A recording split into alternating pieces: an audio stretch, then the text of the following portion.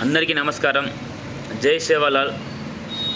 మొన్నటి రోజున అంటే ఒక 10 రోజుల క్రితము విడుదలైన మున్సిపల్ కార్పొరేషన్ రిజర్వేషన్ ఖరారులో మన బంజారా జాతికి తీరని అన్యాయం జరిగింది. ఎందుకంటే బీసీలకు ఎస్సీలకు 2023లో జరిగిన కులగణన ప్రకారం సీట్లను కేటాయించడం జరిగింది. కానీ మన బంజారాలకు 2011 జనాభా లెక్కల ప్రకారం సీట్లు కేటాయించడం జరిగింది.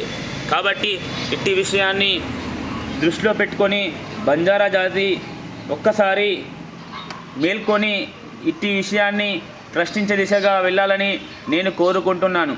ఎందుకంటే రాను రాను మన బంజారా రిజర్వేషన్ అనేది కనుమరుగైపోయే పరిస్థితిలో ఉంది.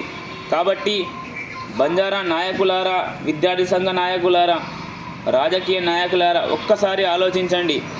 అదే రిజర్వేషన్ పేరుతో మనము పార్టీల ప్రజాప్రతినిధులు గాను, ఉద్యోగులు గాను, ఉద్యోగ సంఘ నాయకులు గాను, మరియు బంజారా యువ నాయకులు గాను ఎంతోమంది చెప్పుకుంటూ తిరుగుతున్నాం. కానీ తీరా బంజారా జాతి రిజర్వేషన్కు నష్టం ఏర్పడుతున్నప్పుడు కనీసం నోరు మెదపడం లేదు. ఇంత సిగ్గుచేటు. రాష్ట్ర వ్యాప్తంగా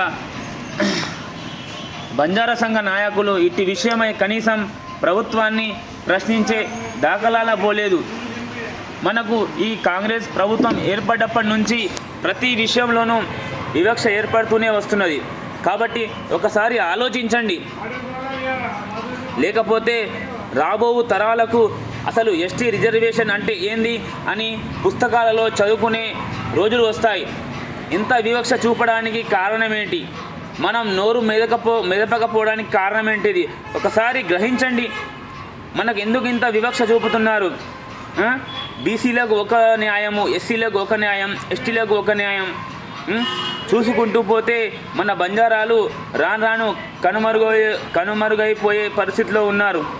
కాబట్టి ఇట్టి విషయాన్ని దృష్టిలో పెట్టుకొని బంజారా సంఘ నాయకులందరూ పార్టీలకు, సంఘాలకు అతీతంగా మన బంజారా జాతి శ్రేయస్సు కోసం, మన బంజారా జాతి ఔన్నత్యాన్ని చాటడం కోసం మన సేవలాల్ మహారాజ్, రామరావు మహారాజ్ గారు బోధించిన మార్గంలో నడిచి మన బంజారా జాతిని ముందుకు నడపాలని ఈ సందర్భంగా మీ అందరినీ సవినయంగా కోరుకుంటున్నాను. జై సేవలాల్.